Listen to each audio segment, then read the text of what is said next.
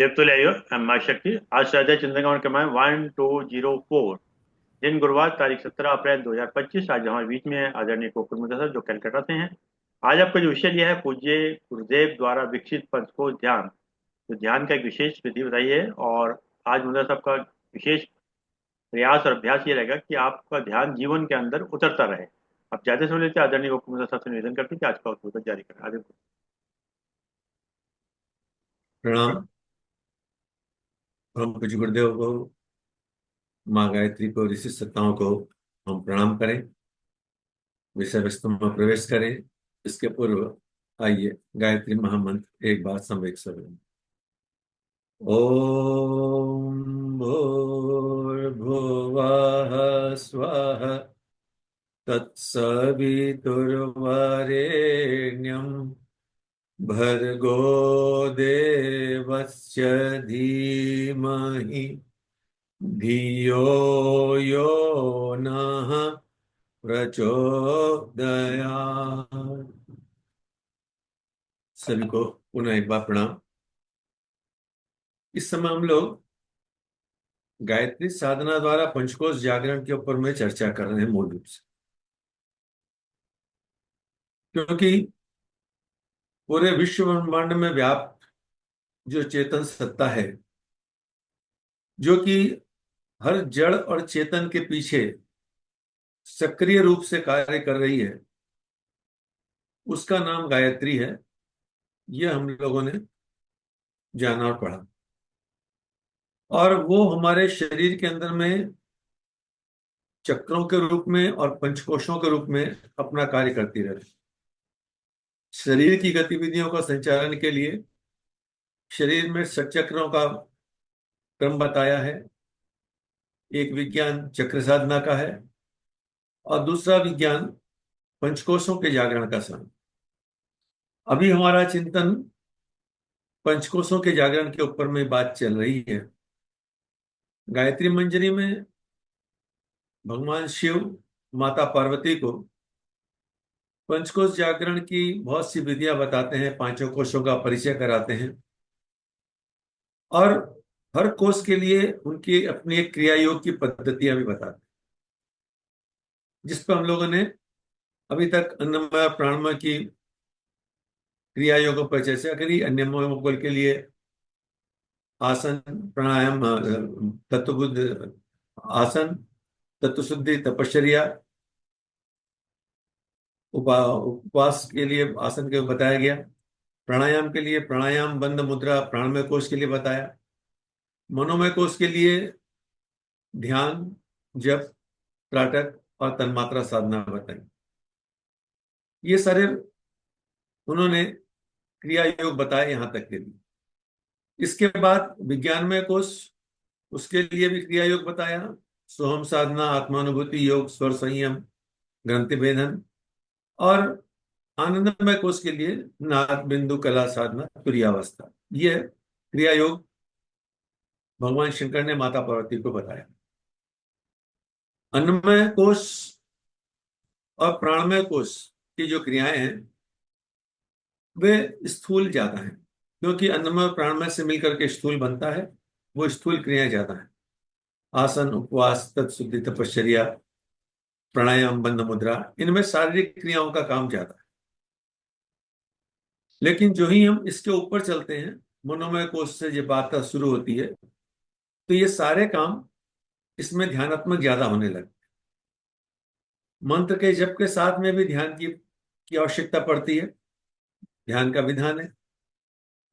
त्राटक साधना भी एक ध्यान साधना है, और ध्यान अपने आप में क्रिया है। और इसके बाद में तन्मात्रा साधना का वर्णन आता है। इसके बाद आनंद विज्ञान में कोष और आनंदमय कोष की जितनी भी साधनाएं हैं, उनमें क्रियात्मक कुछ भी नहीं है, ध्यानात्मक ही ज्यादा है। तो इस समय हम लोग ध्यान पे चर्चा कर रहे हैं। पिछले जो कक्षा थी हमारी, उसमें हमने ध्यान के ऊपर में विस्तार से बात करी थी, जिसमें हम सब जानते हैं हर व्यक्ति अपने अपने तरीके से ध्यान करता है। हर श्रेष्ठ आत्माएं हम सब व्यक्तियों को ध्यान के लिए प्रेरित करती हैं। तरीके कुछ भी हो सकते हैं, पर लक्ष्य एक ही होता है। आज अपनी चर्चा का विषय रहेगा कि परम पूज्य गुरुदेव जो अपनी आवाज में ध्यान कराते हैं, उसमें कई तरह के ध्यान हैं, जिसमें से कि आज पंचकोश का ध्यान के ऊपर में बात करेंगे। पंचकोश का जागरण क्रिया पद्धति से भी है और ध्यानात्मक पद्धति, क्योंकि आगे चल के सारे काम ध्यान से ही। तो ध्यान के माध्यम, और दूसरा हम लोग ने ये भी जाना कि पंचकोश जो है कोई स्थूल तो है नहीं, ये चेतना की लेयर है। स्थूल का प्रभाव स्थूल तक पड़ेगा, पर सूक्ष्म में जाने के लिए सूक्ष्म को ही प्रयोग करना पड़ेगा। इसलिए ध्यान ही वह टूल है जिसके माध्यम से पंचकोशों के इन कषाय कल्मशों को दूर करके पंचकोशों के इन आवरणों को शुद्ध किया जा सकता है और इनको परिष्कृत किया जा सकता है।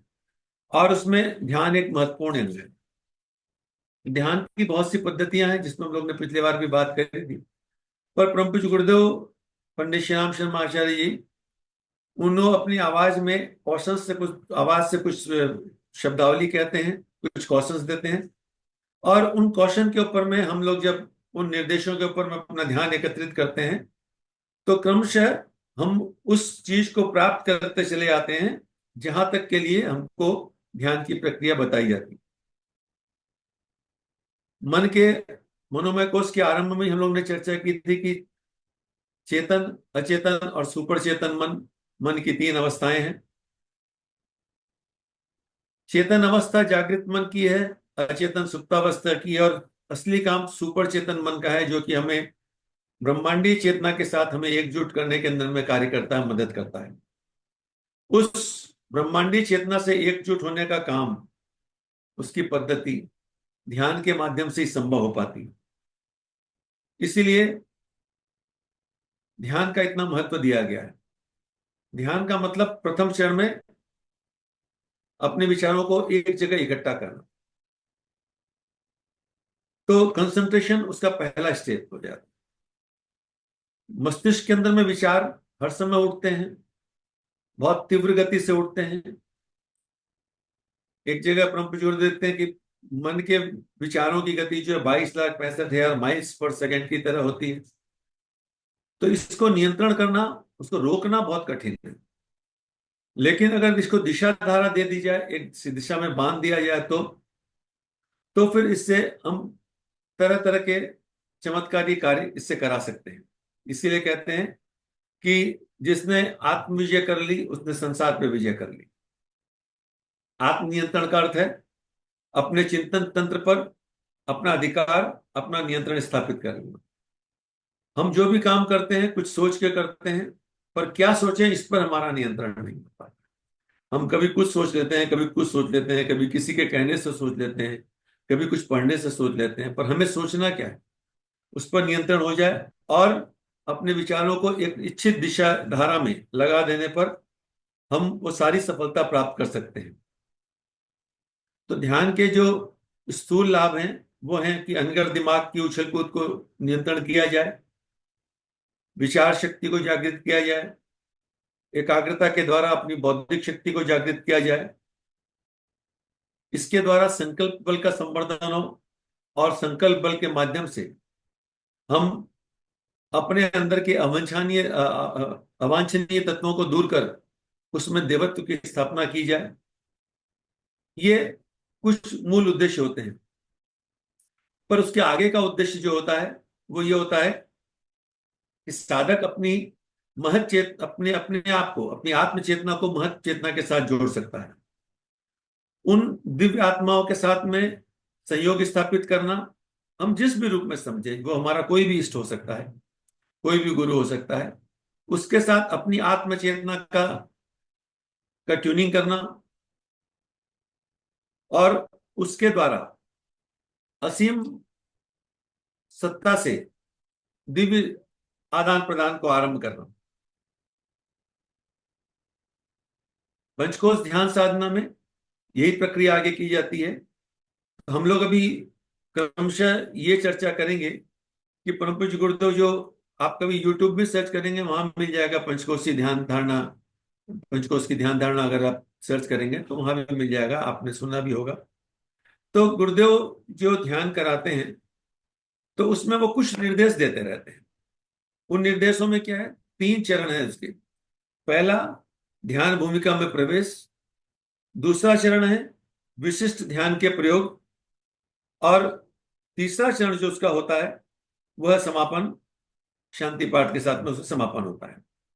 तो प्रथम चरण जो है ध्यान भूमिका में प्रवेश, ये कई तरह के ध्यानों में लगभग समान है। तो हम इस पे थोड़ी सी चर्चा कर लें कि जब परम पूज्य गुरुदेव उसके क्वेश्चंस देना शुरू करते हैं तो उसमें वो कहते हैं हम किस तरीके से बैठे, हमारी मुद्रा क्या हो, ध्यान भूमिका में प्रवेश करने पहले क्या हो। तो वहां ये कहते हैं कि सावधान, कमर सीधी, दोनों हाथ गोद में, आंखें बंद, स्थिर शरीर, शांत चित्त, ध्यान मुद्रा। यह ध्यान भूमिका में प्रवेश की स्थिति है। कोई भी ध्यान करेंगे तो ये पहली स्थिति होती है। तो कमर को सीधी रखना इसलिए जरूरी है कि प्राण का प्रवाह हमारा ठीक चले, मूलाधार से सहस्त्रार से की ओर और सहस्त्रार से मूलाधार की ओर। दोनों हाथ गोद में रख लें ताकि शरीर हमारा स्थिर रहे, आंखें बंद रहें। आंखें खुली रहेंगी तो ये बाहर की दुनिया की तरफ आकर्षण खींचती रहेगी। ध्यान में अपने अंदर में प्रवेश करना होता है। शरीर स्थिर रहे, शरीर हिलता डुलता रहेगा तो विघ्न पड़ेंगे। चित्त हमारा शांत हो, और ये जो स्थिति है इसी को ध्यान मुद्रा कहते हैं। ध्यान मुद्रा में बैठकर शरीर को ही नहीं, बहिरंग वृत्तियों को भी शांत करें। मस्तिष्क से हर अंग को शांत स्थिर रहने के संकेत भेजें। जैसे शवासन में करते हैं वैसे एक एक अंग को स्थिर होने का संकेत दें। हृदय से ध्यान ध्यान के इस प्रक्रिया से एक सहज रूप से एक हल्कापन हमें महसूस होना शुरू हो जाता है, और इस हल्केपन के साथ हमारे बाहर के विक्षेप कम होने लग जाते हैं। अब जब शरीर ध्यान की स्थिति में आ जाए तो अपने आप को किसी दिव्य चेतना के साथ में जोड़ने का क्रम करना पड़ता है। किस स्थान पर बैठे हैं वह स्थान भी बड़ा महत्वपूर्ण होता है। इसीलिए ध्यान के लिए एक श्रेष्ठ स्थान बताया जाता है। परम पूज्य गुरुदेव ने अपनी दिव्य साधना से शांति कुंज के अंदर में दिव्य वातावरण उत्पन्न किया जहां पर करोड़ों गायत्री मंत्र के जप नित्य संपादित हो रहे हैं। एक ऊर्जा वहां पर निरंतर कार्य कर रही है। वहां पर जो जिस स्थान पर शांति कुंज का भवन बना है वह किसी जमाने में विश्वामित्र की तपस्थली थी। जब गुरुदेव ने शांति कुंज की जमीन तय की तब उन्होंने बताया कि यह विश्वामित्र की तपस्थली है। यह सप्तऋषियों का क्षेत्र है। जब गंगा का अवतरण हुआ तो सप्तऋषि इन स्थानों पर बैठ के ध्यान कर रहे थे, और यहां से गंगा ने अपने आप को 7 धाराओं में विभाजित कर लिया। जहां समय काल के साथ धाराएं बदलती गई, आज जिस स्थान पर शांति कुंज का आश्रम है वहां उसके नीचे भी गंगा की धारा प्रवाहित होती थी किसी जमाने में। तो यह उस स्थान का ध्यान करके ये भाव करें। गुरुदेव उसके आगे के क्वेश्चन देते हैं। दिव्य साधना लोग, गंगा की गोद, हिमालय की छाया, सप्तऋषियों की तपस्थली, शांति कुंज, ब्रह्म वर्चस्व, गायत्री तीर्थ, अखंड दीप, नित्य यज्ञ, नियमित जप, ब्रह्म संदोह, दिव्य वातावरण, ऐसे संकेत गुरुदेव निर्देश देते हैं। इन निर्देश के समय हम ये अनुभव करें कि गंगा की गोद में हम बैठे हैं, सामने हिमालय एक पिता की तरह अपनी छत्र छाया में हमें ले रखा है। ये सप्तऋषियों का तपस्थान है,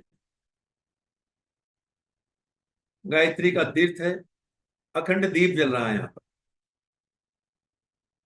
परम पूज्य गुरुदेव 1926 में जब उनके गुरु उनके कमरे में प्रवेश किए थे, आए थे, एक दीपक में, दीपक की लौ भी में दीपक की लौ में छाया पुरुष के रूप में वो दीपक तब से आज तक अखंड जल रहा है। अगले वर्ष उसको 100 वर्ष पूरे हो जाएंगे। वहां पर नित्य यज्ञ होता है, नियमित जप होते रहता है। अब जो व्यक्ति कभी शांति कुंज न गए हो वो ऐसे समझ सकते हैं इस बात को कि हमारे अंदर में ईश्वर की चेतना अखंड दीप के रूप में नित्य जलती रहती है। श्वासों में प्राण और अपान का क्रम यज्ञाहुति के रूप में प्राणों की आहुतियां पड़ रही हैं, नित्य यज्ञ होता है। और हर सांस के साथ अजपा गायत्री का जप चल रहा होता है।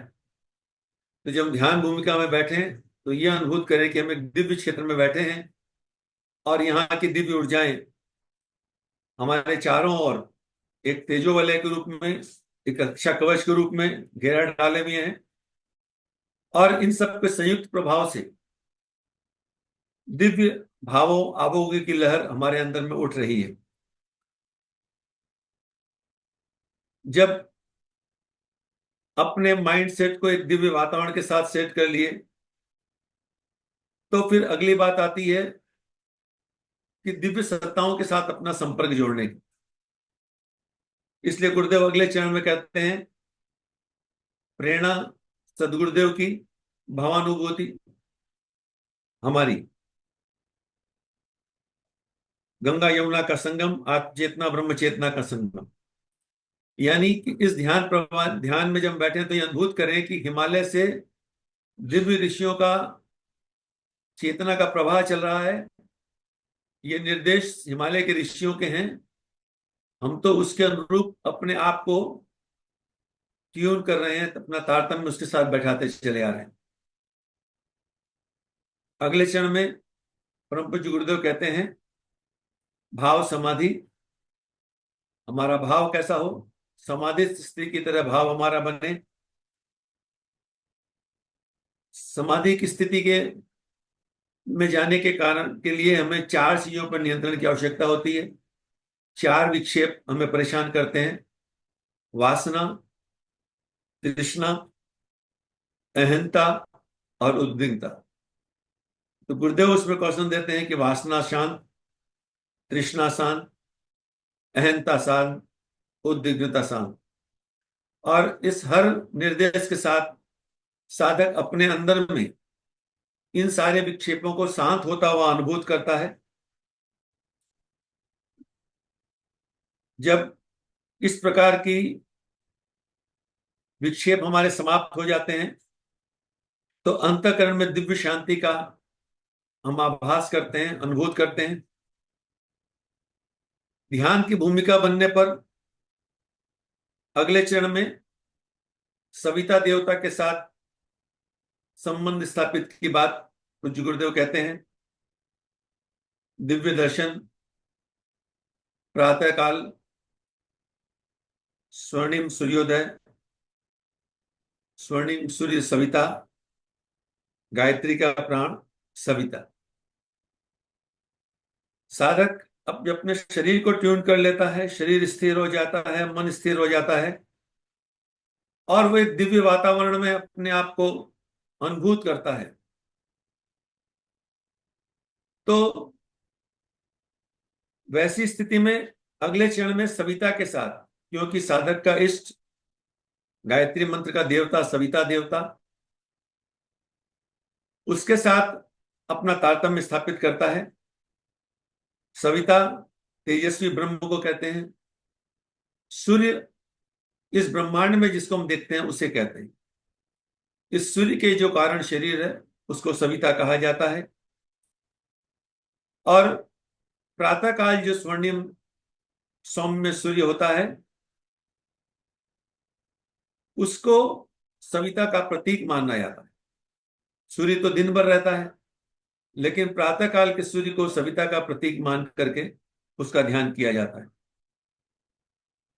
इसकी 2 शक्तियां हैं, प्रकाश और गर्मी, अर्थात ज्ञान और ऊर्जा, ज्ञान और शक्ति। ज्ञान को ब्रह्म और शक्ति को वर्चस्व कहा जाता है और दोनों के संयोग से ब्रह्म वर्चस्व होता है। दोनों का सामान्य ब्रह्म वर्चस्व है। साधक के जब सविता के साथ एकत्व की स्थापना करता है तो वो जब अनुभूत करता है कि सविता, उसका टारगेट एक ही है। इसलिए गुरुदेव अगले चरणों में निर्देश देते हैं कि सविता, इष्ट, लक्ष्य, उपास्य, गुरुदेव की एक शैली रही है कि तीन तीन, हर चीज के तीन तीन उदाहरण, तीन तीन तरीके से बात कहते हैं।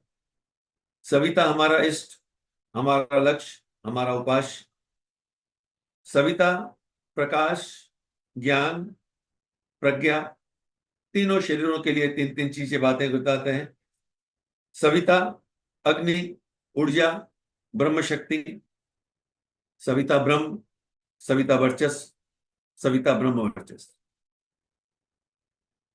ब्रह्म के वर्चस्व को प्राप्त करना इस ध्यान साधना का उद्देश्य होता है। और ऐसी स्थिति पर तभी बन सकती है जबकि साधक अपने आप को खाली करे। इसलिए अगला निर्देश देते हैं, एकत्र साधक का सविता को समर्पण, समर्पण, विसर्जन, विलय। साधक सविता एक, भक्त भगवान एक। ईश्वर की, परमात्मा की शक्तियों को प्राप्त करने के लिए साधक को अपने आप को खाली करना पड़ता है, अपनी निजी आकांक्षाएं त्यागता है, और ईश्वर की आकांक्षा ही हमारी आकांक्षा है, ऐसा वो अपना मानस बनाता चला जाता है। यही आत्मसमर्पण है। जैसे कठपुतलियां नाचती हैं और उनकी डोर किसी और के हाथ में बंधी होती है, उसी प्रकार साधक अपने आप को कठपुतली की तरह अनुभूत करता है, और यह अनुभूत करता है कि उसकी डोर कहीं और के पास। जैसे बांसुरी अपने को आपको खाली कर कर वादक के होठों से लगाती है, तो वादक अपनी योग्यता और कला से उसमें से विभिन्न स्वर निकालता है। वैसे ही साधक जब अपने इष्ट के साथ एकात्म बोध कर लेता है, तो दिव्य तरंगे इष्ट की कृपा से, इष्ट की चेतना से साधक में तरंगित होती रहती हैं। इसी को समर्पण, विसर्जन, विलय के रूप में समझा जा सकता है। हम जब कोई प्रतिमा को नदी में विसर्जित करते हैं तो उसको विसर्जन करते हैं। उसके भी तीन चरण हैं, ये समर्पण, विसर्जन, विलय। प्रतिमा को जब नदी में या तालाब में डाला जाता है तो प्रतिमा अपने आप को पूर्ण रूप से समर्पित कर देती है उस जलधारा के बीच। और प्रतिमा को जब जल में डाल दिया जाता है तो धीरे धीरे उसका, उस प्रक्रिया को विसर्जन करते हैं और वो अपने आप को उसके साथ घुलने लगती। थोड़ी देर में हम देखते हैं प्रतिमा की सारी मिट्टी जल के साथ घुल जाती है, विलीन हो जाती है। जहां से वो मिट्टी आई थी, जहां से प्रतिमा का निर्माण हुआ, वहीं पर उसका विलीन हो जाता है। यानी दोनों में एकत्र हो जाता है। 2 दिन बाद जाकर के हम अगर खोजें उस स्थान पर, तो वह मिट्टी हमें प्राप्त नहीं होगी जिससे प्रतिमा का निर्माण हुआ। तो ये एक बड़ी महत्वपूर्ण चीज है जिसमें साधक ये अनुभूत करता है कि ईंधन आग की तरह, बिंदु सिंधु की तरह मैं अपने इष्ट के साथ एकाकार हो रहा हूं, एक रूप हो रहा हूं, और ये मुझे एक दिव्य अद्भुत आनंद की उपलब्धि करा रहा है। यह यहां तक ध्यान की पृष्ठभूमि बन जाती, ध्यान करने लायक साधक की स्थिति बनती चली जाती। इसके बाद हम जो भी ध्यान करना चाहें, जिस भी प्रकार का, चाहे षट चक्रों का, पंचकोशों का, या और कोई, तो ये ध्यान भूमिका में प्रवेश की स्थिति आई। अब इसके बाद क्योंकि बात चर्चा पंचकोशों की हो रही है, तो पंचकोशों के जागरण की, ध्यान की बात करते हैं। उसके आगे विशिष्ट ध्यान प्रयोग में गुरुदेव निर्देश देते हैं, पंचकोश आत्मसत्ता के 5 कलेवर, गायत्री के 5 मुख, चेतना के 5 प्राण, काय कलेवर के 5 तत्व, अंतर जगत के 5 देव। पंचकोश, पंचकोश जागरण। पंचकोश क्या है, उसकी मनोभूमि गुरुदेव बनाते हैं कि पंचकोश, पंचमुखी गायत्री के 5 मुख, ये पंचकोश हमारे हैं। 5 प्राण, प्राण अपान समान उदान व्यान, ये 5 प्राण ही 5 कोश हैं। पंच तत्व, पृथ्वी जल अग्नि वायु आकाश, यही पंच कोश हैं, पंचतत्व पंचकोश हैं। 5 देव कहते हैं ना कि ब्रह्मा विष्णु महेश गणेश भवानी, कहते भी हैं ये बात। तो ये 5 देव जो हैं यही पंचकोश हैं। इन पंचकोशों के साथ साधक अपनी तारतम्यता बैठाना शुरू करता है। सबसे प्रथम अन्नमय कोश। अब साधक इस जगह पर अपनी पूरा चिंतन अपने अन्नमय कोश के ऊपर लेके आता है। पूज्य गुरुदेव निर्देश देते हैं, हर कोश का एक केंद्र बिंदु होता है, एक चक्र होता है। जैसे घर के अंदर में बिजली पूरी जगह फैली रहती है पर उसका पॉइंट किसी एक जगह रहता है, उस स्विच को दबाने से पूरे घर की बिजलियां जलने लगती। इसी प्रकार कोश में ऊर्जा तो पूरे कोश में काम कर रही है पर उसका एक केंद्र बिंदु होता है। तो अन्नमय कोश का केंद्र बिंदु नाभि चक्र, इसको अग्नि चक्र भी कहते हैं। वहां गुरुदेव हर कोशों के केंद्र को बताने के साथ एक क्वेश्चन देते हैं, निर्देश देते हैं, शक्ति भंवर समर्थ चक्रवात। अर्थात साधक उस समय अनुभूत करे कि जिस प्रकार एक भंवर होता है, भंवर में क्या होता है कि ऊपरी हिस्सा बहुत बड़ा होता है और घूम के नीचे की ओर आते रहता है, बिंदु तक एकदम लास्ट पॉइंट पर एकदम वो हो जाता है। तो सविता की शक्ति भंवर के रूप में हमारे अंदर में प्रवेश कर रही है। उस नाभि चक्र पे जिस चक्र पे जिस कोष पर ध्यान कर रहे हैं उस केंद्र बिंदु तक जा रही है।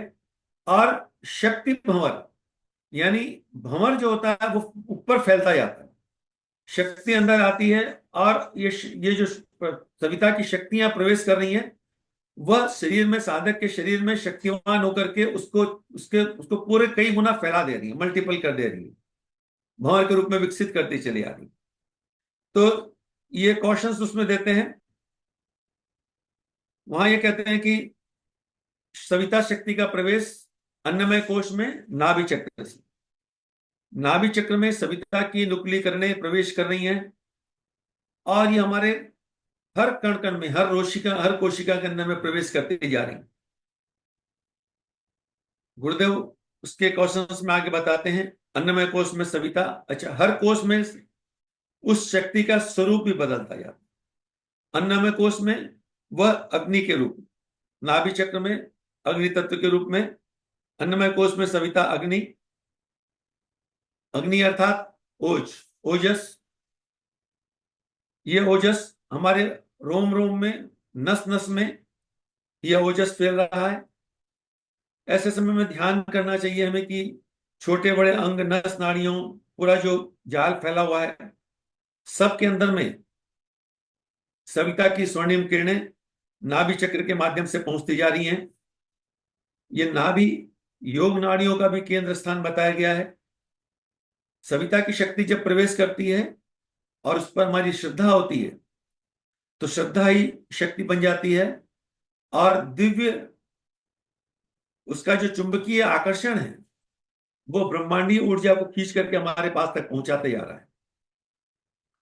अनुभूत करें कि पूरी काया में सविता की शक्ति का संचार हो रहा है, ओजस का उभार हो रहा है, शरीर में नवजीवन का संचार हो रहा है। हमारा पूरा शरीर अग्निपिंड के रूप में और उसका एक एक कण अग्निपुंज के रूप में सविता में बनता चला जा रहा है। हमारा पूरा अन्नमय कोश सविता शक्ति के साथ में ओतप्रोत होकर के ओजस्वी बनता चला जा रहा है। ये धारणा गुरुदेव के निर्देश के साथ हम जितनी गहराई से करेंगे तो गुरुदेव की प्राण ऊर्जा हमारे संकल्प के साथ मिलकर के उतना ज्यादा प्रभावशाली होती चली जाती। और नियमित ध्यान करने वालों का अनुभव किया है इसके प्रत्यक्ष लाभों को। ये अन्नमय कोश का ध्यान हुआ। अगले चरण में चेतना के ऊर्ध्वगमन की यात्रा करेंगे, अन्नमय कोश से प्राणमय कोश में प्रवेश करें। ये जैसे जैसे अन्नमय से प्राणमय सूक्ष्म है, प्राणमय से मनोमय सूक्ष्म है, मनोमय से विज्ञानमय सूक्ष्म है, विज्ञानमय से आनंदमय सूक्ष्म है। तो प्राणमय कोश शरीर का वो भाग है जिसे शरीर का विद्युत भंडार कह सकते हैं। हमारे पूरे शरीर के अंदर में हम लोग ने प्राणमय कोश की चर्चा में की थी। हर सेल में लगभग 20 मिलीवोल्ट से लेके 50 मिलीवोल्ट का इलेक्ट्रिकल इंपल्स होते हैं। 72 अरब कोशिकाएं शरीर के अंदर में कही गई हैं, और उन सब के अंदर में इतनी प्राण ऊर्जा नहीं है। शरीर की इस प्राण ऊर्जा को अगर जागृत किया जाए तो साधक इसी प्राणमय कोष की शक्ति से दिव्यतम काम कर सकता है। इन कोषों के जागरण को उनके फलश्रुतियों से अनुभूत किया जाता है, जो कि गायत्री मंजरी में भगवान शंकर ने माता पार्वती को कहा, जैसे अन्नमय कोष जागरण से क्या होगा, स्फूर्ति उत्साह का जागरण होगा। हमेशा थकान कभी रहेगी नहीं, साधक हमेशा उत्साहित रहेगा, स्फूर्तिमान रहेगा। आलस्य प्रमाद हमारे शरीर से दूर होता जाएगा। अगर आलस्य प्रमाद नहीं है, दूर हो रहा है, स्फूर्ति उत्साह हमेशा बनी है, तो समझना चाहिए कि हमारा अन्नमय कोष परिष्कृत है और जागृत स्थिति में है। अगले चरण में जब प्राण तंत्र प्राण कोष में कोष की बात आती है, तो हमारा पूरा नर्वस सिस्टम पूरा इलेक्ट्रिसिटी के प्रवाह से काम कर रहा है, और जब शरीर में कोई रोग आ जाता है तो उसी को मापा जाता है। जैसे हार्ट में कोई आता है तो हम ईसीजी करते हैं, ईसीजी के माध्यम से वहां की विद्युत को मापते हैं। ब्रेन में ईईजी होती है, हर अंग की ऊर्जा को मापा जाता है। जहां की ऊर्जा समाप्त हो जाती है वो अंग निष्क्रिय होता चला जाता है। तो शारीरिक स्फूर्ति और मानसिक उत्साह, ये प्राण विद्युत के स्तर पर निर्भर करता है कि प्राण विद्युत हमारा कितना स्ट्रांग है, उसकी मात्रा कितनी है, और इसी को अध्यात्म की भाषा में तेजस कहा जाता है। यह हमारे चारों ओर एक ओरा के रूप में रहता है, प्रकाश वलय के रूप में कहता है, उसको प्रकाश वलय कहा जाता है। तो परम पूज्य गुरुदेव इस प्राणमय कोष के जागरण में के जो निर्देश देते हैं, तो उसमें बताते हैं कि प्राणमय कोष का जब ध्यान करें तो उसका केंद्र मूलाधार चक्र, प्राण चक्र, फिर वहां पर शक्ति भंवर समर चक्रवात, उसका ध्यान करें। अनुभूत करें कि सविता देवता की शक्ति मूलाधार चक्र के माध्यम से पूरे प्राणमय कोष में फैल रही। मूलाधार कोष उसका केंद्र बिंदु है, पर वहां से वह पूरे प्राणमय कोष के अंदर में वह ऊर्जा फैलती जा रही। जब अपने उस प्राण विद्युत को अपने शरीर के हर छोटी छोटी इकाई में अनुभूत करें, एक चमकीले प्रवाह के रूप में, और उसमें ये ध्यान करें कि ये विद्युत, इसलिए गुरुदेव आगे निर्देश में कहते हैं कि प्राणमय कोष में सविता विद्युत, प्राण विद्युत सविता, प्राणमय कोष सवितामय विद्युतमय, विद्युत पिंड विद्युत पुंज।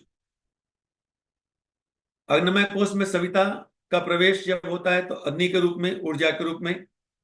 प्राणमय कोष के अंदर में वह एक विद्युत के रूप में, प्राण ऊर्जा के रूप में हमारे अंदर में समाहित होता रहता है। उस रूप में उसको तेजस के रूप में ध्यान किया जाता है। सविता देवता का तेज एक पूरे बॉडी के अंदर में विद्युत प्रवाह के रूप में दौड़ रहा है, और हमारा प्राणमय कोष जागृत हो रहा है। हमारा तेज बढ़ रहा है, हमारे रोम रोम में वो तेज प्रकट हो रहा है, हमारा तेजो वलय बढ़ रहा है। और इसके बढ़ने से लाभ क्या है? इसके बढ़ने में से लाभ यह है कि साधक के अंदर में, गुरुदेव आगे क्वेश्चन में कहते हैं, तेजस, प्रतिभा, पराक्रम, साहस, प्राण विद्युत के जागरण, साधक में साहस की वृद्धि हो रही है, पराक्रम की वृद्धि हो रही है, प्रतिभा की वृद्धि हो रही है, नित्य हमारी प्रतिभा विकसित हो रही है। तो ये हम ध्यान करें कि अंतःकरण में तेजस्विता, प्रतिभा, साहस के उभार एवं सच्चार की अनुभूति हो रही है। और ये प्रतिभा, ये साहस किसके लिए? आदर्शों के लिए कुछ भी कर गुजरने का साहस हमारे अंदर विकसित हो रहा है। साहस उसको नहीं कहते हैं कि सड़क पर चलते किसी व्यक्ति को पकड़ के मार दिया, गुंडागर्दी कर दी। ये साहस का आध्यात्मिक स्वरूप नहीं है। साहस भगत सिंह में था, जो कि देश के लिए फांसी के फंदे पर झूल गया। श्रेष्ठ कार्यों के लिए अपनी शक्तियों का नियोजन कर पाना, यह प्राण ऊर्जा का संवर्धन होता है। प्राण ऊर्जा तो सबके पास है जीने जितना, लेकिन श्रेष्ठ कार्य पर चलने का के पहले लोगों को हमारे पैर कांपने लगे। तो प्राणमय कोष के जागरण से साधक में वो शक्ति आती है कि वह समाज के अच्छे कार्यों के लिए, अब वो अच्छे कार्य किसी भी प्रकार के हो सकते हैं, वो सबके अपने अपने तरीके हो सकते हैं, पर लोकहित के कार्यों में अपना समय, अपना प्रभाव, अपना शरीर लगाने की ताकत उसमें विकसित होती चली जाती है प्राणमय कोष में। प्राणमय कोष जागृत है या नहीं, इसका लिटमस पेपर टेस्ट यही है कि हमारे अंदर में पराक्रम और साहस श्रेष्ठता की ओर बढ़ने के लिए विकसित हो रहा है कि नहीं हो रहा है। प्राणमय कोष की साधना में साधक ये अनुभूत करता है कि हमारे अंदर में इन शक्तियों का विकास हो रहा है।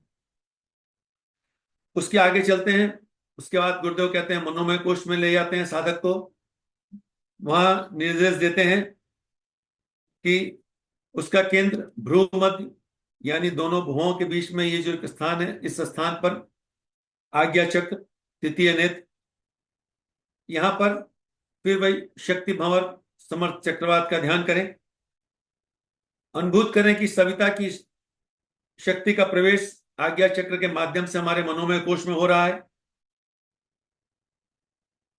हम लोगों ने अपने आर्ष ग्रंथों में, कहानियों में सुना है, भगवान शंकर ने अपने तीसरा नेत्र खोला और कामदेव भस्म हो गए। भस्म होकर के राख तो नहीं हो गए, सूक्ष्म हो गए। तो ये कहानी है कि जब व्यक्ति का आज्ञा चक्र जगता है, यानी उसकी ज्ञान ऊर्जा जब जगती है, उसका मनोमय कोष जागृत होता है, तो काम वासनाएं उसको अपने चंगुल में नहीं बांध पाती हैं, उसको अपने से उनका वो छयन कर सकता है, उस पर नियंत्रण कर पाता है। इसी एक सिद्धांत का अलंकारिक वर्णन उसके रूप में किया गया है। तो सविता शक्ति का प्रवेश जब मनोमय कोष में किस रूप में होता है, अन्नमय कोष में अग्नि के रूप में, प्राणमय कोष में विद्युत के रूप में, और मनोमय कोष में परम पूज्य गुरुदेव कहते हैं कि मनोमय कोष में सविता ज्योति, मनोमय कोष सविता में ज्योतिमय, ज्योतिपिंड, ज्योतिपुंज। मनोमय कोष पूरी विचार सत्ता का क्षेत्र है। मनोमय कोष के क्षेत्र में ध्यान जागरण का प्रयोग करके समूची मानसिक क्षेत्र की बुद्धिमत्ता एवं प्रखरता को विकसित किया जा सकता है। हम अपने मनोमय कोष में अनुभव करें कि सविता शक्ति की दिव्य प्रवाह आज्ञा चक्र के माध्यम से हमारे मनोमय कोष में, यानी हमारे पूरे मन संस्थान में, मस्तिष्क तो एक जगह होता है पर मन सब जगह होता है।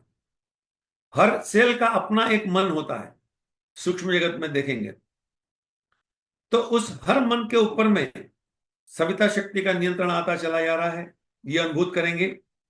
और इसके इसके उससे परिणाम क्या है, तो गुरुदेव कहते हैं आगे कि ज्योति, ये ज्योति ही प्रज्ञा है। ज्योति प्रज्ञा, कण कण में प्रज्ञा ज्योति, नस नस में प्रज्ञा ज्योति, रोम रोम में प्रज्ञा ज्योति। अनुभूत तो यहां करेंगे, लेकिन शरीर के हर सेल में उस प्रज्ञा ज्योति को अनुभव करें। प्रज्ञा भावना करें, हम पूरा शरीर हमारा प्रज्ञावान बन रहा है, सविता की शक्ति से भर रहा है। सविता शक्ति नुकीली किरण पुंज के रूप में आज्ञा चक्र में प्रविष्ट हो रही है। चक्र के भंवर में तीव्रता दिव्य ज्योति का आभास हो रहा है। यह प्रकाश पूरे मस्तिष्क में फैल रहा है। प्रज्ञा विवेक की चमक मस्तिष्क के हर कण में समाहित हो रही है। हमारे संकल्पों को दृढ़ता मिल रही है। सशक्त विचार संकेत हमारे जीवन में प्रवेश कर रहे हैं। पूरे मनस्तत्व में निखार होता चला जा रहा है। प्रज्ञा के जागरण से लाभ लिखते हैं, गुरुदेव कहते हैं ध्यान में, प्रज्ञा, संतुलन, विवेक, प्रज्ञा, जागरण, मनोमय कोष का जागरण। यानी मनोमय कोष के जागरण से साधक में संतुलन की स्थिति आ जाती है, उसका विवेक जागृत हो जाता है। क्या करना है, क्या नहीं करना है, ये पता तो सबको होता है, लेकिन उस पर चल नहीं पाता है। तो साधक के की वह शक्ति जागृत हो जाती है कि वह संतुलित स्थिति में रहता है। बाहरी घटनाओं, बाहरी की घटनाएं तो घटेंगी, उसके आक्षेप भी आएंगे, लेकिन साधक डगमगाता नहीं। छोटे छोटे प्रलोभनों में आदमी अटकता नहीं है। आज बहुत बड़ी समस्या है, आदमी को पता है कि ये नहीं करना चाहिए, लेकिन क्या करें, हमसे होता नहीं है, हमारा प्रलोभन रुक नहीं पाता है, नियंत्रण नहीं हो पाता, तो संतुलन साधक का बनता जाता है और साधक के अंदर में प्रज्ञा शक्ति का जागरण होता चला जाता है। ये काम होता है तो हमें समझना चाहिए कि हमारा मनोमय कोश जागृत हो रहा है, उसकी श्रेष्ठताएं का विकास हो रहा है। अगले चरण में विज्ञानमय कोश होता है। विज्ञानमय कोश का केंद्र हृदय को बताया गया है, हृदय चक्र। यहां तक तो सूक्ष्म शरीर से संबंधित थी। अब हम अपने कारण शरीर की ओर यात्रा आरंभ करते हैं। विज्ञान में कोश की संरचना सूक्ष्म जगत से आदान प्रदान कर सकने के उपयुक्त होती है। सूक्ष्म जगत से जो भी आदान प्रदान होते हैं वे विज्ञान में कोश के माध्यम से हमारे होते हैं, और प्रेम की रसानुभूति भी इसी शरीर के विज्ञान में कोश के माध्यम से हमें होती चली जाती है। जैसे जैसे साधक का विज्ञान में कोश विकसित होता रहता है, उसके अंदर में घृणा, कटुता, छल, दुराभाव क्रमशः समाप्त होते जाते हैं और प्रेम का विस्तार होते चले जाता है, आत्म तत्व का विस्तार होते चले जाता है। इसलिए विज्ञान में साधना में परम पूज्य गुरुदेव ने आत्मानुभूति सोम साधना पर विशेष जोर दिया। तो विज्ञान में कोष में साधक जो है उसको सविता शक्ति को एक दीप्ति के रूप में, दीप्ति मतलब एक तेज के रूप में अनुभव करे। दीप्ति मतलब प्रकाश की वह धारा जिसमें प्रेरणा और आगे बढ़ने की शक्ति भरी रहती है। सामान्य क्रम में दीप्ति का मतलब हम एक प्रकाश के रूप में अनुभव करते हैं जिसमें हम कुछ भी देख सकें, लेकिन आध्यात्मिक भाषा में पूज्य गुरुदेव कहते हैं कि ये एक दिव्य प्रकाश की धारा है जो प्रेरणा और आगे बढ़ने के लिए की शक्ति उसमें भरी रहती है। इसी को हम वर्चस्व भी कहते हैं। यही ब्रह्म वर्चस्व है, यही ब्रह्म बल है। तो साधक के अंदर में ब्रह्म वर्चस्व की दीप्ति की वृद्धि होती रहती है। गुरुदेव उसमें कहते हैं कि साधक की अनुभव करे, जैसे हर कोश के लिए कहा, इसमें भी कहा दीप्ति पिंड, दीप्ति पुंज। दो शब्दों का गुरुदेव हर जगह प्रयोग करते रहते हैं। पिंड मतलब पूरा शरीर, पुंज मतलब उसका छोटा से छोटा अंग, अवयव भी, अंग भी, उसका एक कणु भी उस रूप में बनता चला जाए, उसको पुंज के रूप में कहा। इसमें माध्यम से ये दीप्ति क्या है? श्रद्धा, भक्ति, दिव्य दृष्टि, अतीन्द्रिय क्षमता। विज्ञान में कोश के जागरण से साधक में भक्ति का जागरण होता है। भक्ति, अभी हम जिसको भक्ति समझते हैं, पूजा पाठ, मंदिर जाना, देवता जाना, दान पुण्य करना, ये भक्ति के बाह्य उपकरण है, बाह्यकरण है, ये महत्वपूर्ण नहीं है। भक्ति का अर्थ ही प्रेम होता है। जब तक प्रेम ना हो तब तक भक्ति नहीं होगी। जितने भी भक्तों की हम कथाएं पढ़ते हैं, चाहे वो मीरा को पढ़ें, चाहे हनुमान को देखें, चाहे भक्त प्रहलाद को देखें, चाहे नरसिंह मेहता को देखें, किसको भी देख लें, भक्ति का हम भक्त हैं कि नहीं, ये इसी बात पर निर्भर करता है कि वह उच्च स्तरीय प्रेम हमारे अंदर में जागृत हुआ कि नहीं। जब तक वो उच्च स्तरीय प्रेम जागृत नहीं है तब तक तो हम भगवान के लाइन में खड़े उसके अनुचर मात्र हैं, अपने स्वार्थों के लिए उसके पास जाने की बात करते हैं। तो साधक के अंदर में उस दिव्य तरंगों का जागरण होता है। कण कण में दीप्ति, नस नस में दीप्ति, रोम रोम में दीप्ति, हृदय चक्र का जागरण, सहृदयता का जागरण। अगर सहृदयता का जागरण नहीं हुआ तो समझना चाहिए कि हमारा विज्ञान में कोष जागृत नहीं है। विज्ञान में कोष जागृत के लिए जिसका भी विज्ञान में कोष जागृत होगा उसमें सहृदयता अपने आप भर जाएगी। श्रद्धा, भक्ति का जागरण, विज्ञान में कोष का जागरण, ये एक बहुत ऊंची स्थिति बन जाती है साधक की। निश्चित रूप से ऐसी स्थिति पर अकेले यात्रा करना संभव भी नहीं हो पाता है। इसीलिए परम पूज्य गुरुदेव ने ध्यान के आरंभ में ही दिव्य शक्तियों के साथ में संपर्क स्थापित किया, सविता देवता के साथ में संपर्क स्थापित का निर्देश देते हैं, हिमालय की ऋषि सत्ताओं से का निर्देश के भाव बनाते हैं, ताकि उनके दिव्य प्राण के प्रवाह से हमारे अंदर में उस श्रेष्ठता का जागरण हो सके, जिससे कि हमारा विज्ञान में कोष जागृत हो सके। आज विज्ञान की भाषा में हम विज्ञान कहते हैं, फिजिक्स, केमिस्ट्री, मैथ, इन सब चीजों को हम विज्ञान कहते हैं। परंतु गुरुदेव लिखते हैं कि ये विज्ञान की ही ये ज्ञान की ही एक शाखा। विज्ञान तो वो होता है जो कि आमूलचूल परिवर्तन कर दे। विज्ञान वो था जो उसके जबकि रत्नाकर डाकू नारद के संपर्क में आया और वाल्मीकि बन गया। ये कोई मेडिकल साइंस नहीं कर सकता। मेडिकल साइंस के पास ऐसी कोई चीज नहीं है कि वो ये कर दे। विज्ञान में कोष जब जगता है तो आम्रपाली नगर वधु से बौद्ध भिक्षुणी बन जाती है। ये परिवर्तन विज्ञान के माध्यम से होता है, ये ज्ञान से नहीं हो सकता।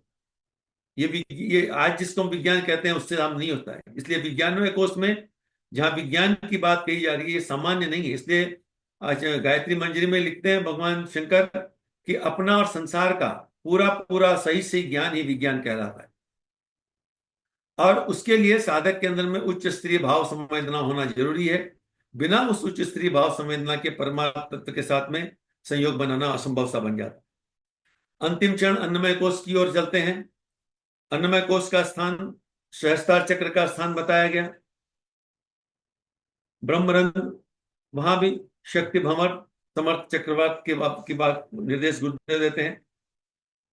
सविता शक्ति का प्रवेश सहस्त्रार चक्र में, आनंदमय कोष में।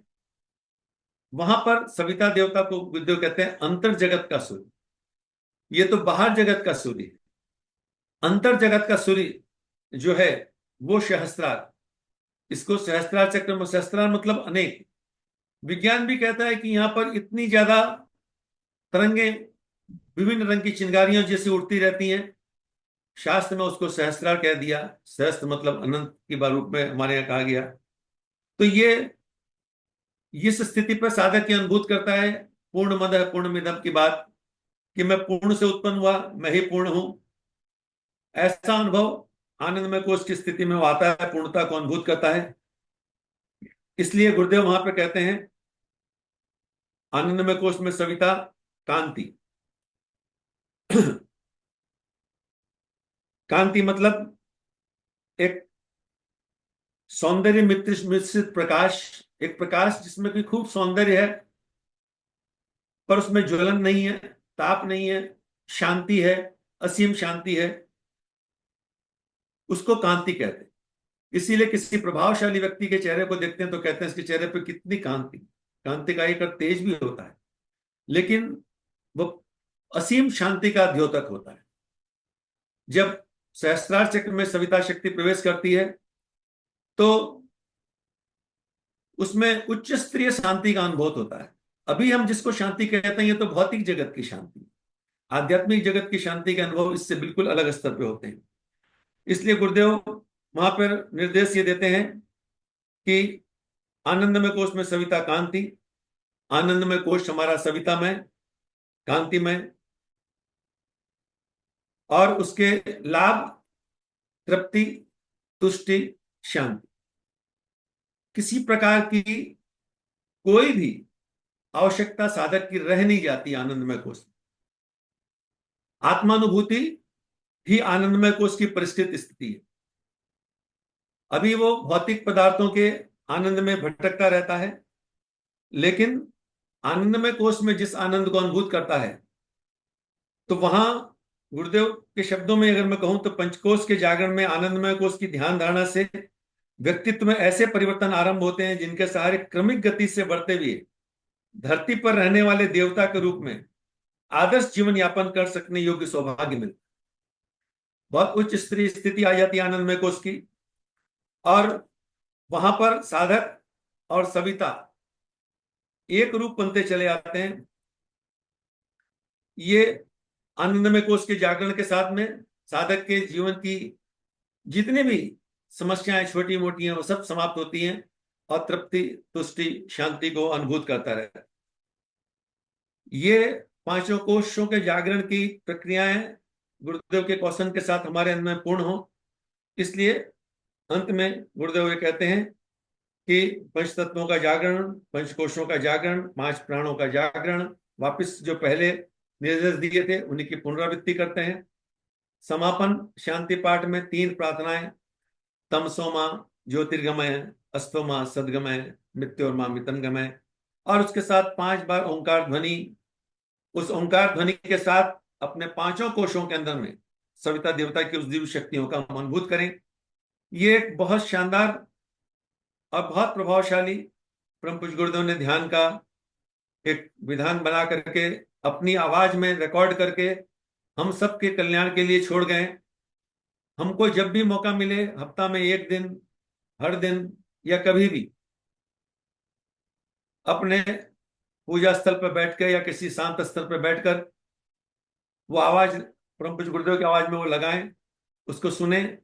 कुछ दिन वो सुनने के बाद और इसको समझने के बाद एक ऐसी स्थिति आ सकती है जहां पे कि कोई जरूरी नहीं है कि आप 35-40 मिनट का वो ध्यान करें। आप 5 मिनट के अंदर में इन सारे चीजों को अपने अंदर में कर सकते हैं। पहली बात यही है, शरीर को स्थिर करना, शरीर को शांत करना, मन को स्थिर करना, सविता शक्ति के साथ अपने आप को उपभूत करना, अपने आप को दिव्य वातावरण में अनुभूत करना। 1 मिनट का काम।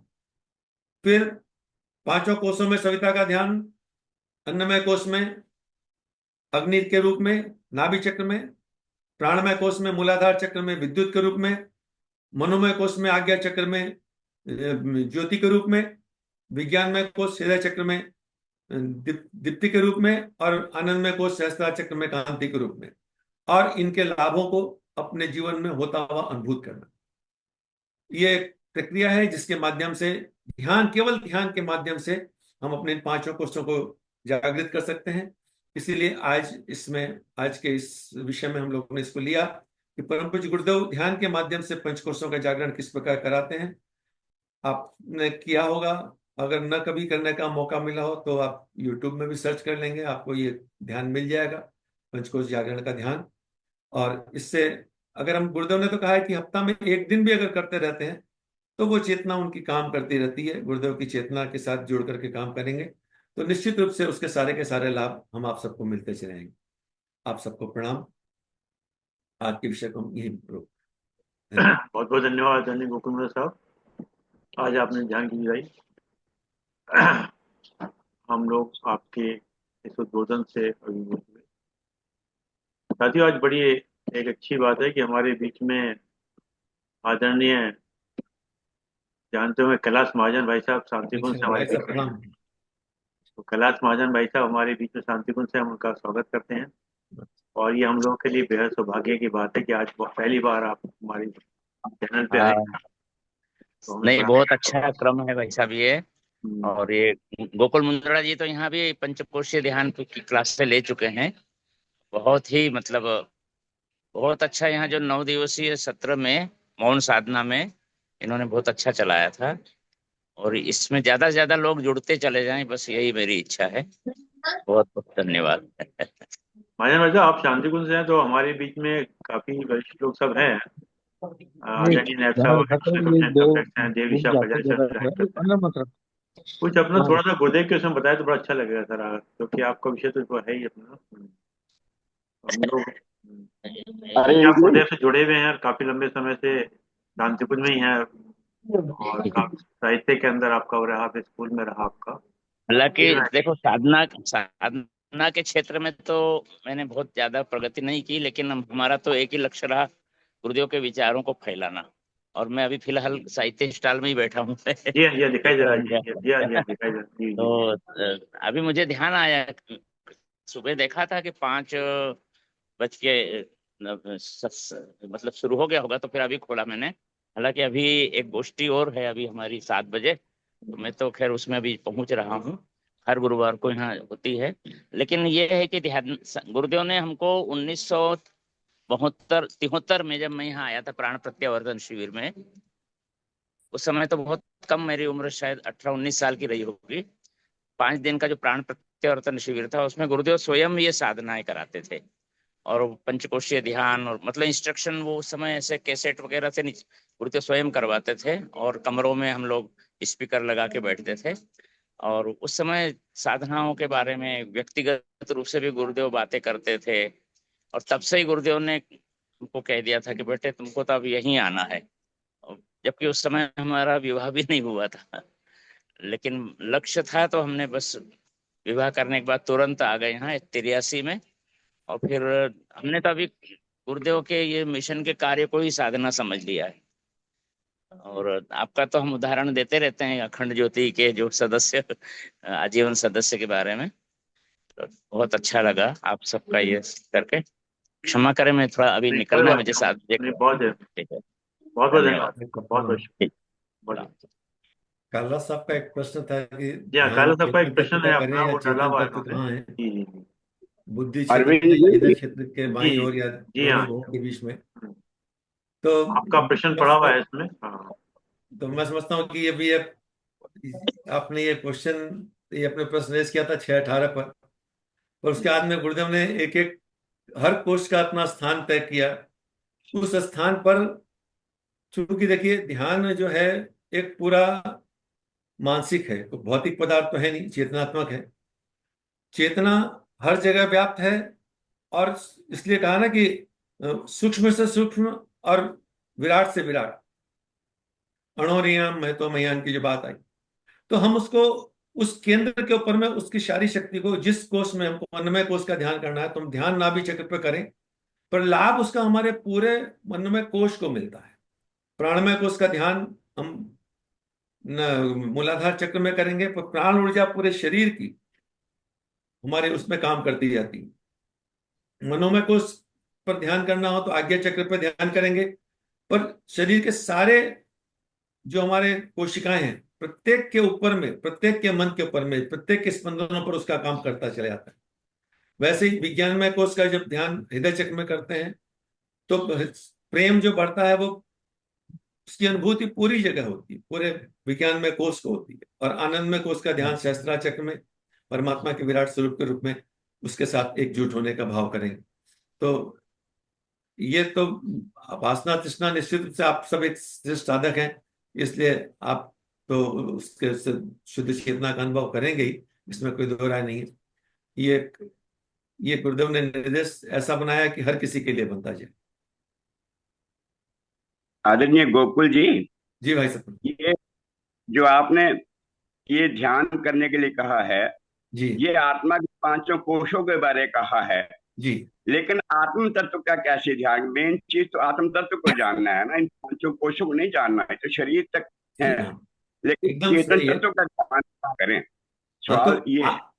आत्म तक तो जो जो उसको पहचानने के लिए, इसलिए तो गुरुदेव ने पंचकोशों का जो वर्णन जो आया है शास्त्र के अंदर में, उपनिषदों में, वो ये कि आत्म तत्व और परमात्म तत्व में तो कोई अंतर नहीं, वो तो एक ही हाँ है। जी, हाँ ठीक है। बिल्कुल। लेकिन उसके ऊपर में जब कुछ कचरे पड़ जाते हैं, तो व्यक्ति अपने आप को परमात्म तत्व से हटके जीवात्मा के रूप में अनुभूत करने लगता है। जीवात्मा से वह जीव भाव में आता चला जाता। तो जिस तरीके से ऊपर से नीचे आया, उसी क्रम में उसको नीचे से ऊपर जाना है। जीव भाव से जीवात्मा में, जीवात्म से वह आत्म भाव में आए, आत्म भाव से परमात्मा में आता अपने आप। आत्म भाव में कैसे स्थित हुआ जाए ना, उसका चिंतन कैसे, उसका हाँ, तो उसका उसका ध्यान जैसे, इसीलिए उसमें पंचकोश ध्यान में गुरुदेव ने लिखा है कि अगर जैसे एक दीपक जल रहा हो, उसके ऊपर में 5 कांच के गोले रखे हों और पांचों गंदे पड़े हों, तो दीपक का प्रकाश बाहर नहीं आ पाता है। लेकिन अगर उन 5 कांच के गोलों को साफ कर दिया जाए, तो प्रकाश स्वतः बाहर आ जाता है। तो आत्म तत्व अपना तो भी हम हैं ही बताइए हैं। आप। हम आत्म सालों से तत्व से अलग अपने आप को समझते हैं इन कोशों की गंदगियों के कारण। जो ही ये परिष्कृत हो जाता है, तो हमको अपना आत्म स्वरूप समझ में आ जाता है। वो बताइए ना आप अपना, तो गोकुल इसीलिए जी। तैत्तिरीय उपनिषद में जो बात आई कि उसके बाद में भृगु लौट के ही नहीं आए, आनंदमय कोश की स्थिति में आने के बाद में आदमी, हम सब भी खंड खंड में कभी कभी उसको अनुभूत किए होंगे, और वे अनुभूतियां एक ही बार होती हैं, दूसरी बार वो होती भी नहीं है। ये भाई मजे की बात। नहीं, ऐसी बात नहीं है, ऐसी बात नहीं है मुखिया जी। जी वापस जा सकते हैं, लेकिन मुझे अभी भी याद है 78 में मैंने कहा था दोबारा उस स्थिति में नहीं पहुंचूंगा। हाँ, लेकिन अभी क्षण भर के लिए पहुंच जाते हैं, अभी भी ऐसी वो बात नहीं। स्मृति आ जाती है उस बात की, लेकिन वो हाँ, आनंद आ पूरा दे जाती जाती। आ जाती आ जाती आ जाती, क्षण भर के लिए आती। अभी आ गई, बातें करते करते आ रही है। जी। हाँ। और कोई किसी प्रश्न, नैब साहब को कोई प्रश्न बनना है, पूछ लीजिए। मैं एक ही कह रहे थे मुद्रा साहब, आज तो कमाल कर दिया आप, इस तरह सरल भाव से बताया आपने कि जैसे बिल्कुल क्लास 1 का 1 2 3 4 5 पढ़ाते हैं ना, 10वीं तक, 5 तक पढ़ा दिया आपने। बहुत ही मतलब कि आपने तो कई बार बताया, ये पहली बार नहीं सुन रहे, बहुत बार सुन रहे हैं। लेकिन आज बिल्कुल ऐसे एक एक करके आप बताया जैसे मोती चुन रहे होते हैं ना। और बिल्कुल मतलब उसी टाइम में आभास अभ्यास आभास हो रहा था, अनुभव हो रहा था, सब कुछ ऐसे बता रहे थे आप। बहुत अच्छा बताया, बहुत अद्भुत।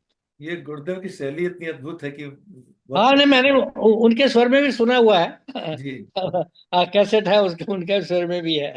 एक बार भेजा था किसी ने, अरविंद जी ने शायद, किसी ने भेजा था, सुना है इसको उनका। जान लेने के बाद फिर कैसेट सुनने में बहुत आनंद आने लगता है, फिर अनुभूति हाँ, होती बहुत है। बहुत अच्छा, वही तीन तीन लफ्ज बोलते हैं वो बार बार एक तरह से। हाँ, बहुत। लेकिन ये बात जैसे काला साहब ने पूछी है, मैं काला साहब का तात्पर्य समझता हूँ, आपको भी बताता हूँ। ये बोलने में वो स्थिति में कैसे पहुंचा जाए, वो स्थिति में पहुंचने के लिए बहुत एक लंबा जर्नी है, जन्मों जन्मों की जर्नी है, और बड़ा अभ्यास की बात है, शुद्धि की बात है। सब इतनी शुद्धि हो तब तक उस तक वहां निर्मल निर्मल हो, कोई लोभ क्रोध मोह, कोई कोई ए ना हो, कोई रंज ना हो, किसी गिला शिकवा ना हो, कोई कुछ नहीं, एक सरल आनंदमय अवस्था में हो, तभी वहां जा सकता है। तो वो उस अवस्था में पहुंचना भी बहुत जरूरी है। अदरवाइज आदमी सोचता है ये क्या बोल के रहे, क्या है ये, ध्यान क्या है, कहाँ वैसे टिकेंगे हम। तो ये आदमी नॉर्मल ये अनुभव यही करता है, मैं कैसे टिक सकते हैं। फर्ज के मैं अभी, आप देखिए, अभी मैं आप ध्यान में बैठता हूँ, या आप भी बैठिए, आप अन्य में कोच में भी जाइए। अब तो आप, इसीलिए इस विधि को बताया कि ये प्रोसेस है, एक एक करके एक एक कोषों को साफ करते तो जाएंगे मैंने तो। आपको बाहर से बिल्कुल कट ऑफ करना है, अंदर का वहीं जाना है, वहां से फिर अगर आपने सविता पे करना है, उसके साथ संपर्क तो ये बिल्कुल एक अलग अलग दुनिया ही अलग है। ये बिल्कुल अलग, अलग दुनिया है। तो अभ्यास अभ्यास कर करके, लेकिन वो जो मैंने शुद्धि की बात की है, वो पहले यम नियम कहते थे, वो भाव वही है, यम नियमों का ही भाव है, करना तो हाँ। वही है, करना तो वही है। तो वो उसके बिना आगे दूसरी सीढ़ी नहीं चढ़ सकता आदमी, ये बात पक्की है। बाकी अदरवाइज रहता भी ये सब फिजिकल क्रिया रह जाती है, उसके आगे नहीं बढ़ पाता। अनंग हॉकी साहब, आपने दो दो शब्दों का प्रयोग किया कि भौतिक जगत की शांति और आध्यात्मिक जगत की शांति। थोड़ा सा इसका खुलासा करेंगे, मतलब थोड़ा सा और एक्सप्लेन हल्का सा। मैंने ये कहा कि भौतिक जगत में जो हम देखते हैं ना, वो सुखों को खोजते हैं पदार्थ के माध्यम से। हम्म, क्योंकि हम शरीर भौतिक है तो भौतिक तो खोजेगा उसको, लेकिन इसके अंदर में एक आध्यात्मिक सत्ता भी है, आत्मा भी विद्यमान है, और आत्मा अपने आनंद को खोजती है। इसीलिए सारे भौतिक सुखों को पाने के बाद भी हमें शांति नहीं मिलती। भौतिक पदार्थ भौतिक शरीर को सुख दे देते हैं, शांति नहीं दे सकते। शांति आत्म तत्व से ही पाई जा सकती है, और शांति को अनुभूत किया जाता है। भौतिक तत्वों को तो रूप रस गंध स्पर्श के माध्यम से, इन तन्मात्राओं के माध्यम से हम उसको अनुभूत करते हैं। शांति कारण जगत की, आनंदमय कोष के, विज्ञानमय कोष में जिसे कहा ना, जब जब भक्ति उस स्तर पे जगती है, क्या वास्तव में बोले? जब भक्ति का जागरण होता है, तो भेद सारे समाप्त हो जाते हैं, वो किसी से भेद कर नहीं सकता। हम्म, तो उसलिए दोनों चीजें एक अलग अलग स्तर पर हैं। भौतिक जगत में भौतिक शरीर में है तो उसकी आवश्यकताएं रहेंगी, हमको खाने की आवश्यकता होगी। निश्चित रूप से हम अपक्ष भोजन नहीं करेंगे, श्रेष्ठ भोजन करेंगे। उसके जो मांसाहार करते हैं उनको मांसाहार का अपना अलग सुख है, और जो शुद्ध शाकाहार कर रहे हैं उसको उस शुद्ध शाकाहार का अलग सुख है। दोनों का अपना अपना सुख है, भौतिक सुख, दोनों सुख पा रहे हैं, दोनों अपने अपने स्तर पे पा रहे हैं। हम्म। अच्छा, एक छोटा सवाल और है कि जब तक प्रेम ना हो तब तक भक्ति नहीं आ सकती। तो एक सवाल ये आता है कि हमारे पूरे ब्रह्मांड में हर जगह एक ही पूजा पद्धति नहीं हो सकती माना। तो जब रास्ता एक है तो वो सब क्यों लिए मान्य क्यों नहीं हो पाता कई बार, मतलब अगर मेरा जन्म अगर दूसरे उसमें होता तो मैं उसी को फॉलो करता। पूजा पद्धति तो बेसिक चीजें हैं, इसलिए गुरुदेव ने कहा उच्च स्तरीय कक्षाओं के अंदर में, गुरुदेव ने ब्रह्मचर्य की साधना धारणा पुस्तक में वो लिखते हैं कि गायत्री उपासना के 3 चरण है, नित्य कर्म संध्या वंदन। इसमें हम जो कुछ भी काम, वहां गुरुदेव लिखते हैं कि बेसिक जितने भी पूजा पाठ के कर्म, ये धार्मिक है, प्रथम चरण के काम।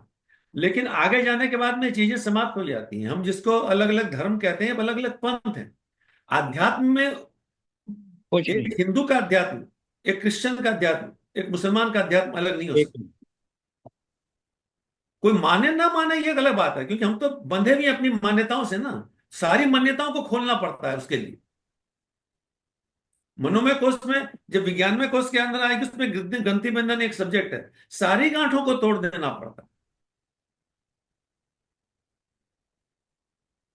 बिल्कुल आप सही कह रहे हैं कि गुरुदेव एक जगह लिख रहे हैं जो भी जिस धर्म संप्रदाय में है वो बदले नहीं, जहाँ है जैसा है वहीं पर वो और उच्च स्तरीय करिए, मतलब उन्होंने यहाँ भी यही बोला, मतलब जिस भी स्तर में आप हैं जहाँ पर भी और उसमें श्रेष्ठ करिए, मतलब। हमारे साथ अभी लौकिक जगत में समस्या यही हो गई है कि हमारे पास उच्च स्तरीय अध्यात्म की क्लासेस ही खत्म हो गई। हम्म। हम कुछ धार्मिक परंपराओं में बंद करके उसी को सब कुछ मानते जा रहे हैं। और एक्चुअली अध्यात्म में धर्म का कोई नामो निशान ही नहीं है, कभी विचार ही नहीं आता धर्म का। नहीं, कुछ नहीं। कहीं ना कहीं ऐसा लगता है मेरी मेरी कमीज उनकी कमीज से ज्यादा सफेद क्यों। ना ना, ये सब चीजें नहीं आती, दिमाग में नहीं आती। ये निश्चित तक आएगी, उसके बाद नहीं। उसका तो आनंद आएगा, उसके देखो कितनी खुश है। अरे उसकी मेरे से बढ़िया है, क्या मजे की बात। हाँ, क्या आनंद है, कितना उसको तारीफ करने का दिल करता है, क्या बात है, क्या बात। चलिए साहब, शेखी साहब बोले, और नैफसा कुछ आप भी बोला, आप आज मौन में है, क्या चक्कर है? आज लगता है पूरा रसावदन कर लिया शेखी नैब साहब ने, पूरा ग्रहण कर लिया, आंख बंद करके मौन साधना का पूरा कंप्लीट ले लिया। चलिए साहब, जैसा आप ठीक है। नहीं, बड़ा आनंद आ रहा सब बातों को सुन के। कोई जिन बातों का आपको बिल्कुल ज्ञान ना हो, जब सुनने को मिलती है तो लगता है कुछ सीख लो, कुछ सीख लो, तो मुझे कुछ आता ही नहीं है।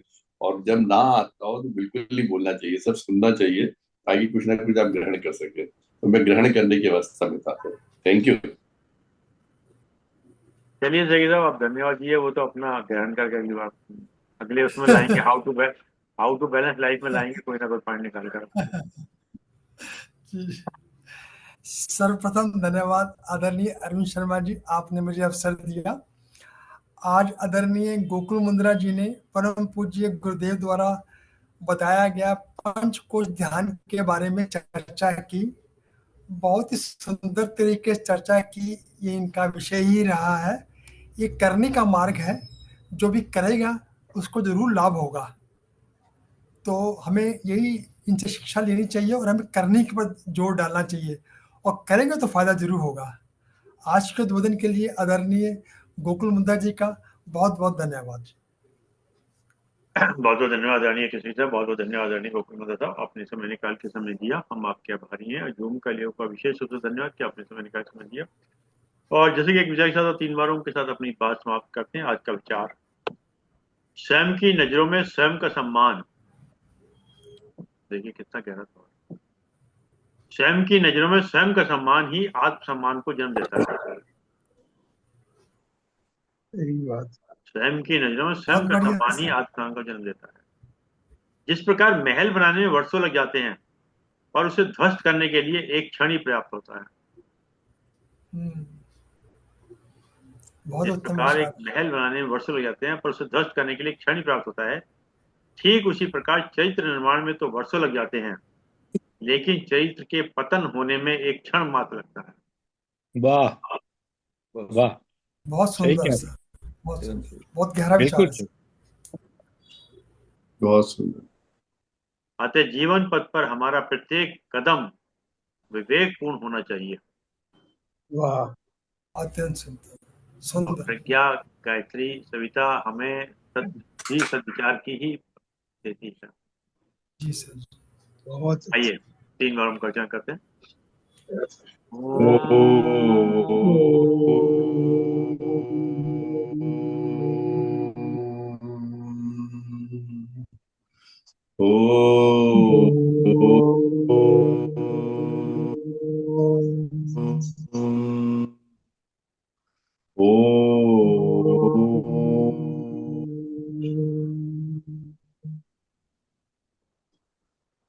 शांति शांति शांति। सबको प्रणाम, सबका बहुत बहुत धन्यवाद।